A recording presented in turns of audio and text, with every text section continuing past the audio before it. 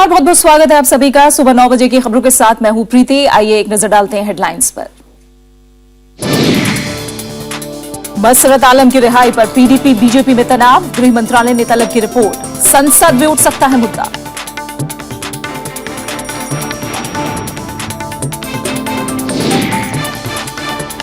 लोकसभा में भूमि अधिग्रहण विधेयक पर चर्चा की उम्मीद। चौतरफा दबाव के बाद सरकार ला सकती है संशोधन।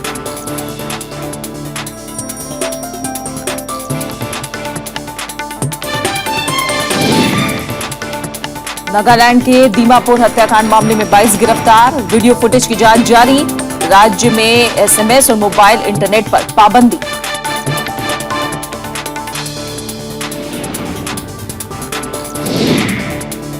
आम आदमी पार्टी ने भगवंत मान ने खोला मोर्चा, प्रशांत भूषण और योगेंद्र यादव को निकालने की मांग।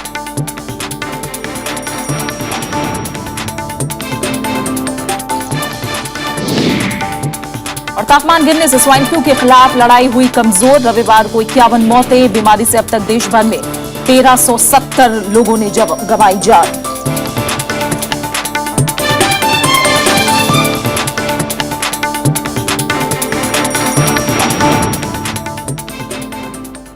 हुर्रियत के कट्टरपंथी अलगाववादी नेता मसरत आलम की रिहाई के चलते पीडीपी बीजेपी गठबंधन में तनाव दिख रहा है। आलम पर हो रही राजनीति का असर आज संसद में भी देखने को मिल सकता है। कांग्रेस, समाजवादी पार्टी और जेडीयू ने लोकसभा में प्रश्नकाल के दौरान इस मसले पर चर्चा के लिए स्थगन प्रस्ताव पेश करने के लिए नोटिस दिया है और इसी तरह राज्यसभा में भी कुछ विपक्षी दलों ने इस मसले पर चर्चा के लिए प्रश्नकाल को टालने के लिए नोटिस दिया है। घाटी में चल रहा बीजेपी का ये प्रदर्शन अपनी ही राज्य सरकार के खिलाफ है।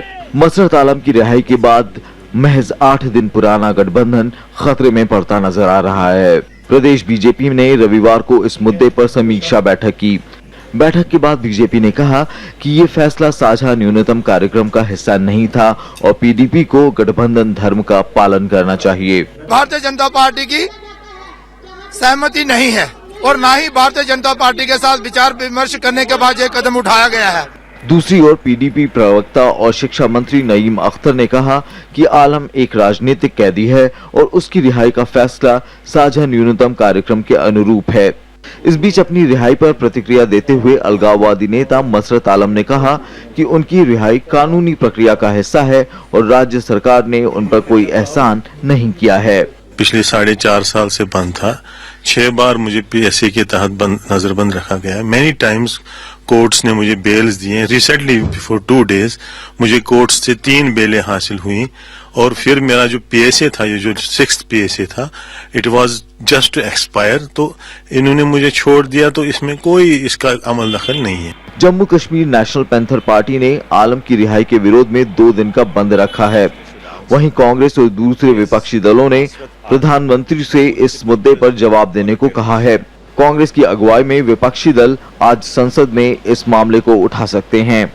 Fundamental question which the Honorable Prime Minister should answer is Masrat Alam a political prisoner or a terrorist? If he is a political prisoner, then that is precisely what Pakistan also says. Then what is the difference between our government and Pakistan? JDU नेता केसी त्यागी ने आरोप लगाया कि आलम की रिहाई पर BJP का विरोध एक दिखावा है और सब कुछ दोनों दलों की योजना के मुताबिक ही हो रहा है। आलम की रिहाई भारतीय जनता पार्टी के स्वीकृति से जो स्वीकृत कॉमन मिनिमम प्रोग्राम है उसका हिस्सा है। सुरक्षा जानकारों का भी मानना है कि पीडीपी बीजेपी सरकार के इस कदम से कश्मीर मुद्दे पर राष्ट्रीय हित कमजोर होंगे। This type of arbitrary decisions are not going to help solve the problem in Kashmir, you know. इस बीच गृह मंत्रालय ने जम्मू कश्मीर सरकार से आलम की रिहाई पर रिपोर्ट मांगी है। राज्य सरकार से पूछा गया है कि किन परिस्थितियों में मसरत आलम को रिहा किया गया, जबकि उस पर 15 केस लंबित हैं। आलम को 2010 में कश्मीर में भारत विरोधी प्रदर्शन के लिए गिरफ्तार किया गया था। आलम की गो इंडिया गो मुहिम में हुई हिंसा में 100 से अधिक लोग मारे गए थे। Bureau report, Rajya Sabha TV. और विपक्ष के विरोध के बावजूद सरकार ने भूमि अधिग्रहण संशोधन विधेयक को लोकसभा में पारित कराने का फैसला किया है। लोकसभा में आज की कार्यसूची में भूमि अधिग्रहण संशोधन विधेयक शामिल है और इस पर चर्चा के लिए 8 घंटे का समय आवंटित किया गया है। विपक्ष के विरोध के मद्देनजर सरकार ने विधेयक में कुछ संशोधनों पर विचार करने के संकेत भी दिए हैं। सरकार प्राइवेट एंटिटी यानी निजी इकाई शब्द को बदलकर प्राइवेट एंटरप्राइज यानी निजी उद्यम करने के लिए संशोधन ला सकती है, लेकिन विपक्ष विधेयक को पूरी तरह खारिज करने पर अड़ा है। यूपीए सरकार के 2013 के कानून में कहा गया था कि निजी कंपनियों के लिए भूमि अधिग्रहित की जा सकती है। एनडीए सरकार के इससे जुड़े अध्यादेश और बाद में 24 फरवरी को लोकसभा में पेश संशोधन विधेयक में निजी कंपनी के स्थान पर प्राइवेट एंटिटी लिखा गया है। लोकसभा में भूमि अधिग्रहण संशोधन विधेयक पर होने वाली चर्चा से पहले कांग्रेस सांसद जयराम रमेश ने इस मुद्दे पर प्रधानमंत्री नरेंद्र मोदी की आलोचना की। उन्होंने कहा कि प्रधानमंत्री अमेरिकी अर्थशास्त्रियों की सलाह पर कॉर्पोरेट दुनिया को बड़े सुधार का संकेत देने की कोशिश कर रहे हैं। यूपीए सरकार के दौरान जमीन अधिग्रहण कानून बनाने में मुख्य भूमिका निभाने वाले रमेश ने पीटीआई से बातचीत में ये बातें कही। उन्होंने कहा कि 2013 का कानून काफी लोकतांत्रिक, काफी सलाह मशवरे और भागीदारी से बनाया गया था, जबकि बीजेपी ने एक तरफा तरीके से इसे बनाया है। उन्होंने दावा किया कि इस मामले में ग्रामीण विकास मंत्री को भी अंधेरे में रखा गया और अध्यादेश तैयार करने और कैबिनेट की मंजूरी हासिल करने में सिर्फ 2 घंटे का वक्त लगा और कोई चर्चा नहीं हुई।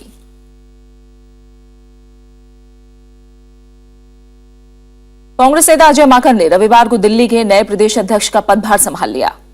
इस मौके पर उन्होंने आम आदमी पार्टी पर वादों को पूरा नहीं करने का आरोप लगाया। उन्होंने कहा कि दिल्ली को पूर्ण राज्य का दर्जा और दिल्ली को पानी मुहैया कराने में सरकार नाकाम रही है। वहीं उन्होंने केंद्र सरकार पर भी वादा खिलाफी का आरोप लगाया।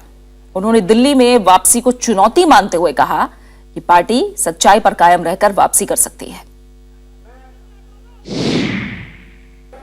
आपके विज्ञापन आ गए कि बिजली आधी हो गई, बिजली के रेट आधे हो गए, पानी के रेट आधे हो गए, बिजली के बिल आने वाले हैं और दिल्ली की जनता सड़क के ऊपर उतरने वाली है क्योंकि बिजली के बिल अभी आधे नहीं हुए हैं। आम आदमी पार्टी के भीतर घमासान जारी है। पंजाब से सांसद भगवंत मान ने प्रशांत भूषण और योगेंद्र यादव को निष्कासित करने की मांग की है। उन्होंने दोनों नेताओं पर पार्टी को नुकसान पहुंचाने का आरोप लगाया। भगवंत मान ने आरोप लगाया कि दिल्ली विधानसभा चुनाव के दौरान ये दोनों नेता पार्टी के खिलाफ साजिश रच रहे थे। ऐसी बातें अगर कोई पार्टी में रहकर करेगा, मैं तो कहता हूं अभी भी उनके साथ बहुत नरमी बरती गई है और भी सख्त एक्शन होना चाहिए था। उनको पार्टी से निकाल देना चाहिए था, क्योंकि अगर ऐसे आदमी जो उनका कोई असूल या सिद्धांतों की लड़ाई नहीं है, सिर्फ व्यक्तिगत लड़ाई है केजरीवाल जी के साथ। आज पश्चिम बंगाल की मुख्यमंत्री ममता बनर्जी दिल्ली में प्रधानमंत्री नरेंद्र मोदी से मिलेंगी। दोनों नेताओं के बीच ये पहली पूर्व निर्धारित बैठक है। इस बैठक में ममता बनर्जी राज्य के लिए वित्तीय मदद की मांग कर सकती हैं। वो पहले भी राज्य के भारी भरकम कर्ज के लिए ब्याज पर छूट की मांग कर चुकी हैं। प्रधानमंत्री के रूप में मोदी से ममता की ये पहली मुलाकात है। यहां तक कि ममता बनर्जी ने नीति आयोग की पहली बैठक में पश्चिम बंगाल की तरफ से किसी प्रतिनिधि को नहीं भेजा था। महाराष्ट्र विधानसभा का बजट सत्र आज से शुरू हो रहा है। राज्य का बजट 18 मार्च को पेश किया जाएगा। कांग्रेस और एनसीपी समेत कई छोटे दल किसानों की आत्महत्या, सूखा, बेमौसम बारिश और ओले से पीड़ित किसानों को राहत देने में देरी, साथ ही खस्ताहाल राजकोषीय हालात पर सरकार को घेरने की तैयारी में है। वहीं वामपंथी नेता गोविंद पानसरे की हत्या का मामला भी विधानसभा में उठाया जाएगा, तो सहयोगी दल शिवसेना भी सरकार के लिए मुश्किल खड़ी कर सकती है। फडणवीस सरकार की कोशिश होगी कि सत्र के दौरान बीजेपी और शिवसेना एकजुट रहें, क्योंकि भूमि सुधार समेत कई मुद्दों पर बीजेपी के रुख का शिवसेना विरोध कर रही है। शिवसेना ने कोंकण इलाके में जैतापुर परमाणु ऊर्जा संयंत्र के खिलाफ प्रदर्शन की भी चेतावनी दी है। वहीं हरियाणा विधानसभा का बजट सत्र भी आज से शुरू हो रहा है। 24 मार्च तक चलने वाले सत्र में 11 बैठकें होंगी और 17 मार्च को राज्य का बजट पेश किया जाएगा। लेकिन भूमि अधिग्रहण कानून में बदलाव का मुद्दा हरियाणा विधानसभा में गरमाने वाला है। विपक्षी दल यूरिया संकट को लेकर भी सरकार को कटघरे में खड़ा करने की तैयारी में है। सत्र के पहले ही दिन कांग्रेस ने भूमि अधिग्रहण कानून में बदलाव, राज्य में भूमि का मुआवजा कम करने और यूरिया संकट जैसे मुद्दों पर विधानसभा का घेराव करने की चेतावनी दी है। वहीं प्रमुख विपक्षी दल आईएनएलडी ने भी इन मुद्दों के अलावा स्वामीनाथन समिति की रिपोर्ट लागू नहीं करने का मुद्दा विधानसभा में उठाने का फैसला किया है। नागालैंड के दीमापुर हत्याकांड मामले में 22 लोगों को गिरफ्तार किया गया है। गिरफ्तार लोगों से पूछताछ की जा रही है। राज्य में एसएमएस और मोबाइल इंटरनेट सेवा पर फिलहाल पाबंदी लगा दी गई है। नागालैंड में हालात पर काबू पाने के लिए प्रशासन ने बड़े कदम उठाए हैं। राज्य सरकार में राज्य में अगले 48 घंटों के लिए एसएमएस और मोबाइल इंटरनेट सेवा बंद कर दी है। मामले में अब तक 22 गिरफ्तारियां हो चुकी हैं। पुलिस वीडियो फुटेज की जांच कर रही है और इस मामले में अभी और भी गिरफ्तारियां हो सकती हैं। Driven and to restore normalcy, we have government of Nagaland has banned SMSs and internet data services for the whole state of Nagaland for the next 48 hours. Dimapur में प्रशासन ने कानून व्यवस्था बनाए रखने के लिए अर्धसैनिक बलों की 14 कंपनियां तैनात की हैं।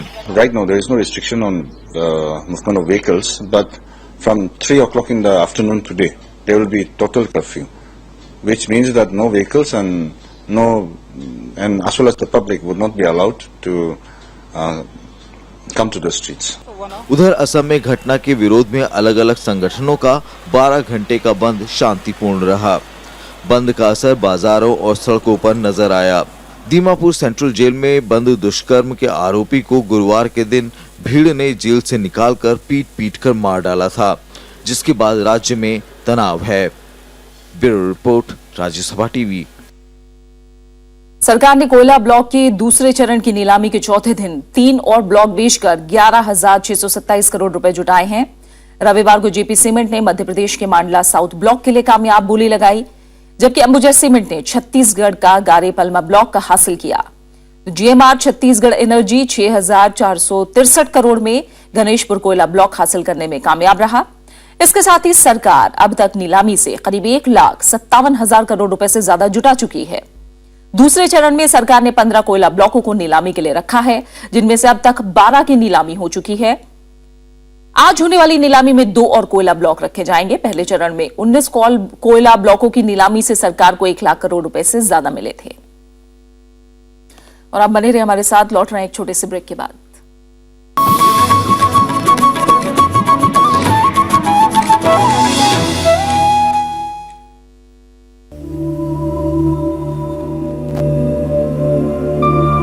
अभिव्यक्ति और अधिकारों की अस्मिता, औरत की आजादी कितनी किताबी और कितनी सच, उसके लिए बने नियमों का जिक्र तो शास्त्रों से लेकर संविधान के कानून में भी है, लेकिन ये सब कितने सार्थक और सकारात्मक है।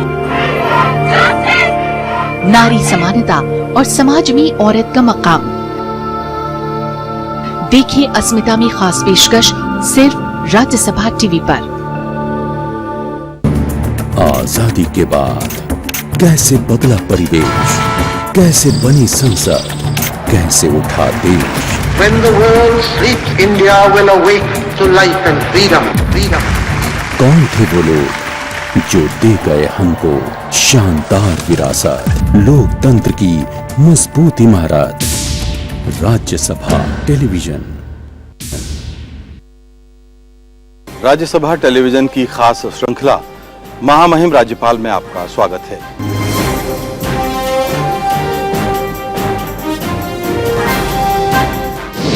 आज हमारे दिव्य देश में प्रजातंत्र सुखदायी, प्रजातंत्र का काम प्रजा की होती रहे भलाई। तो प्रजातंत्र के माध्यम से सत्ता में आने के बाद प्रजा की भलाई के बारे में कौन सोचता है। मेरा जीवन विरोधाभास से भरा रहा है। जो मैंने सोचा था वो हुआ नहीं, और जो नहीं सोचा था वो हुआ। महामहिम राज्यपाल में इस बार हरियाणा के राज्यपाल कप्तान सिंह सोलंकी से मुलाकात, सिर्फ राज्यसभा टेलीविजन पर। खबरों का संसार। भारतीय समाज के ऊपर टेलीविजन का असर बढ़ गया काफी। मीडिया पावरफुल है। गायब है सरोकार। 10-10, 12-12 चैनल बड़े बड़े घरानों ने खरीदे हुए। प्रिंट मीडिया की एक सीमाएं हैं। बाजार की मांग। टेलीविजन सेलिब्रिटी का निर्माण। मीडिया कितना जिम्मेदार। सब चीज बॉटम लाइन पे आ गई है कि उस पे इतना खर्चा होगा, उससे कुछ मिलता है कि नहीं मिलता। देखिए मीडिया मंथन शनिवार दोपहर 12 बजे, शाम 7:30 बजे और रविवार शाम 4 बजे।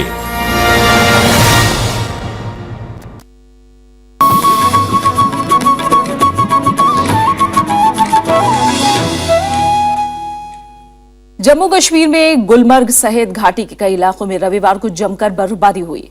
इसके अलावा श्रीनगर समेत मैदानी इलाकों में 2 दिन से जारी भारी बारिश की वजह से कड़ाके की ठंड पड़ने लगी है। मौसम विभाग ने राज्य के कई हिस्सों में अगले 24 घंटों के दौरान भी बारिश और हिमपात होने की संभावना जताई है। इस बीच कई जगहों पर भूस्खलन से 300 किलोमीटर लंबे श्रीनगर जम्मू राष्ट्रीय राजमार्ग को रविवार को फिर बंद कर दिया गया। जम्मू कश्मीर के अलावा हिमाचल प्रदेश में भी बर्फबारी देखने को मिली।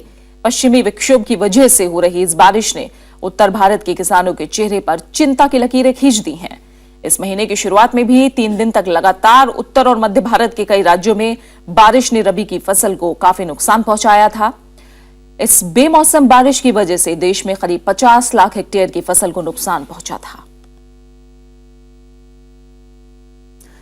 वहीं बेमौसम बारिश ने लोगों की मुश्किलें और बढ़ा दी हैं। रविवार को स्वाइन फ्लू से 51 और लोगों की मौत हो गई, जिसके बाद स्वाइन फ्लू से मरने वालों की तादाद बढ़कर 1370 हो गई है। वहीं 25,000 से ज्यादा लोग अब भी इसकी चपेट में हैं। स्वाइन फ्लू से निपटने की तमाम कोशिशें नाकाम होती दिख रही हैं। केंद्रीय स्वास्थ्य मंत्रालय के मुताबिक स्वाइन फ्लू से सबसे ज्यादा 322 मौतें गुजरात में हुई। वहीं राजस्थान में 321 लोगों की मौत स्वाइन फ्लू से हो चुकी है। महाराष्ट्र में स्वाइन फ्लू से रविवार को 10 और लोगों की मौत के साथ ही राज्य में मौत का आंकड़ा बढ़कर 211 हो गया है। वहीं मध्य प्रदेश में 193, तेलंगाना में 63, कर्नाटक में 55, पंजाब में 47, हरियाणा में 27, उत्तर प्रदेश में 16, आंध्र प्रदेश में 15, जम्मू कश्मीर में 11, दिल्ली में 10 और केरल में 9 लोग अब तक इस बीमारी से जान गंवा चुके हैं।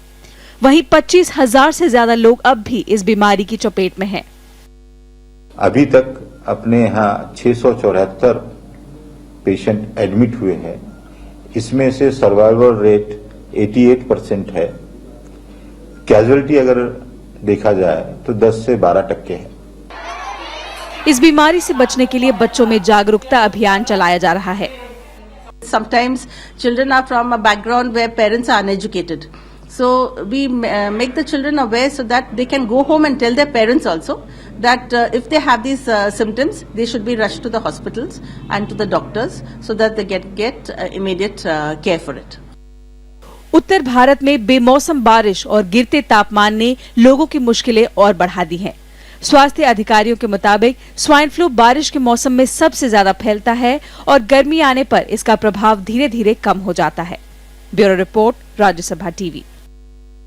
भारतीय विदेश सेवा के वरिष्ठ अधिकारी अरुण सिंह को अमेरिका में भारत का राजदूत नियुक्त किया गया है। इससे पहले जिम्मेदारी एस जयशंकर संभाल रहे थे, जिन्हें पिछले दिनों विदेश सचिव नियुक्त किया गया। 1979 बैच के IFS अफसर अरुण सिंह फिलहाल फ्रांस में भारतीय राजदूत हैं। विदेश मंत्रालय ने रविवार को इसकी घोषणा करते हुए कहा कि अरुण सिंह जल्द ही नई जिम्मेदारी को संभाल सकते हैं। माना जा रहा है कि अगले महीने प्रधानमंत्री नरेंद्र मोदी के फ्रांस दौरे के बाद अरुण सिंह अमेरिका में भारत के राजदूत की जिम्मेदारी संभालेंगे। मलेशिया एयरलाइंस के MH370 विमान को दुर्घटनाग्रस्त हुए 1 साल पूरा हो गया। इस मौके पर दुनिया के अलग अलग हिस्सों में लोगों ने हादसे का शिकार हुए लोगों को श्रद्धांजलि दी। मलेशिया एयरलाइंस की फ्लाइट कुआलालंपुर से बीजिंग जा रही थी और इसमें मलेशिया, चीन, भारत समेत कई देशों के यात्री सवार थे। विमान की खोज के लिए लंबा अभियान चलाया गया, लेकिन कोई कामयाबी नहीं मिली। लगता है आपको कि वो कहीं ना कहीं है?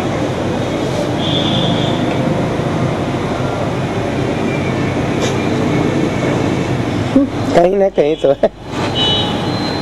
विमल शर्मा की आस आज भी जिंदा है। ठीक 1 साल पहले उनकी बहन मलेशियन एयरलाइंस की MH370 उड़ान से कुआलालंपुर से बीजिंग जा रही थी।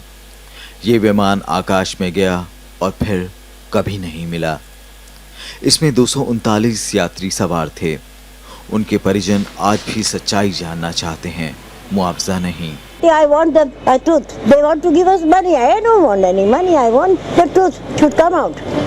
Truth should come out. So everybody is waiting for the truth. They are misguiding us that they are trying to find out the ship.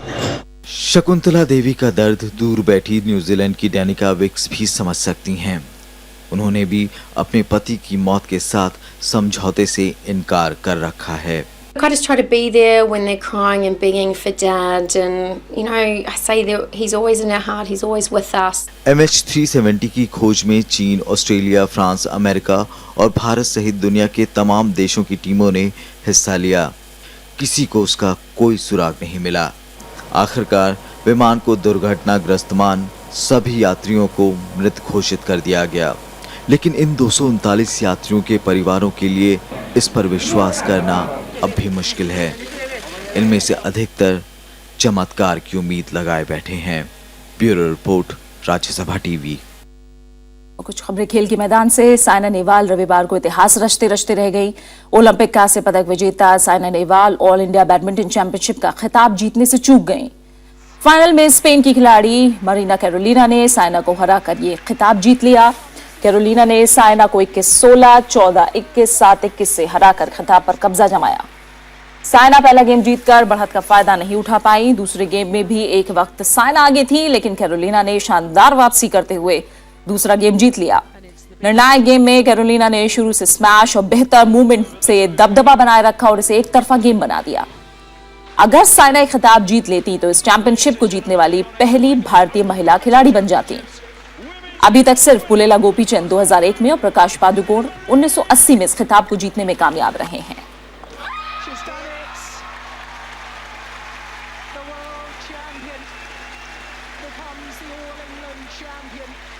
अब बात वर्ल्ड कप क्रिकेट की करें तो ये अब रोमांचक दौर में पहुंच गया है।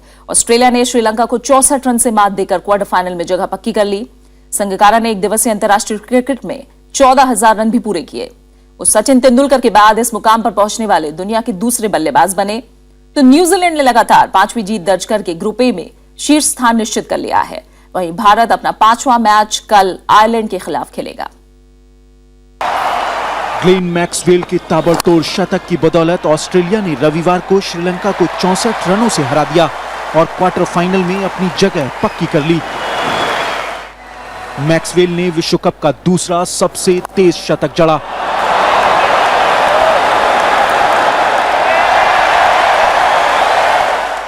उन्होंने वनडे में अपनी पहली शतकीय पारी में 53 गेंद में 10 चौकों और 4 छक्कों की मदद से 102 रन बनाए।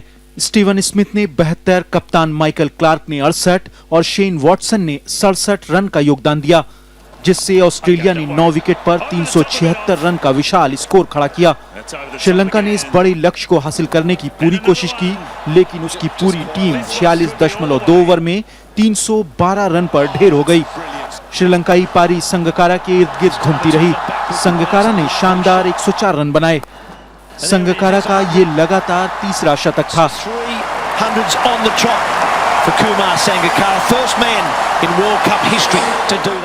इस जीत के साथ ऑस्ट्रेलिया के 5 मैचों में 7 अंक हो गए हैं।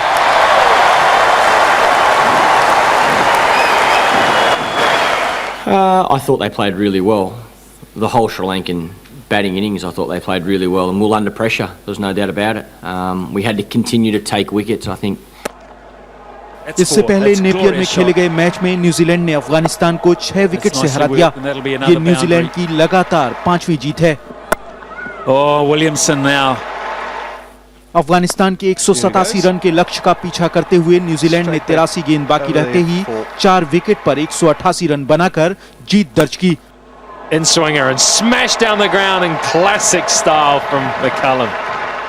हैमिल्टन में मंगलवार को जीत का सिलसिला बरकरार रखने के इरादे से भारतीय टीम आयरलैंड के खिलाफ मुकाबले में उतरेगी।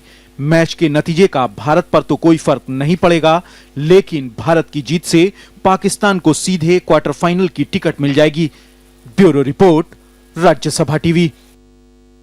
और आइए अब आपको दिखाते हैं उड़ने के लिए तैयार एक ऐसा विमान जिससे ईंधन सूरज की रोशनी से मिलेगा। सोलर इंपल्स 2 नाम का यह विमान अब से कुछ ही देर बाद आबू धाबी से दुनिया की उड़ान पर निकलेगा। सोलर इंपल्स कंपनी द्वारा विकसित इस 1 सीटर विमान के पंखों में सोलर पैनल लगे हैं और इसका वजन भी महज एक कार के बराबर है। इस कंपनी के मालिक 2 पायलट हैं और वो खुद इसे उड़ाएंगे। दुनिया का चक्कर लगाने के दौरान ये लोग सौर ऊर्जा के अलावा किसी भी दूसरे ईंधन का इस्तेमाल नहीं करेंगे। इसमें लगी बैटरी सूरज की रोशनी से चार्ज होगी ताकि उनकी मदद से रात में उड़ान भरी जा सके।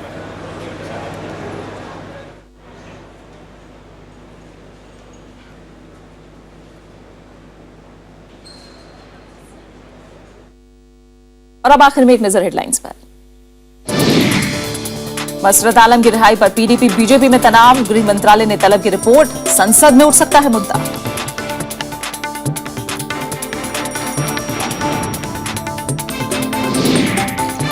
लोकसभा में भूमि अधिग्रहण विधेयक पर चर्चा की उम्मीद, चौतरफा दबाव के बाद सरकार ला सकती है संशोधन।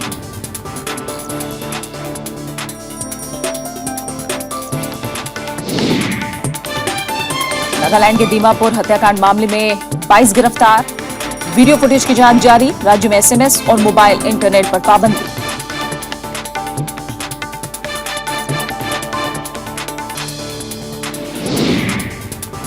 अब आम आदमी पार्टी में भगवंत मान ने खोला मोर्चा, प्रशांत भूषण और योगेंद्र यादव को निकालने की मांग।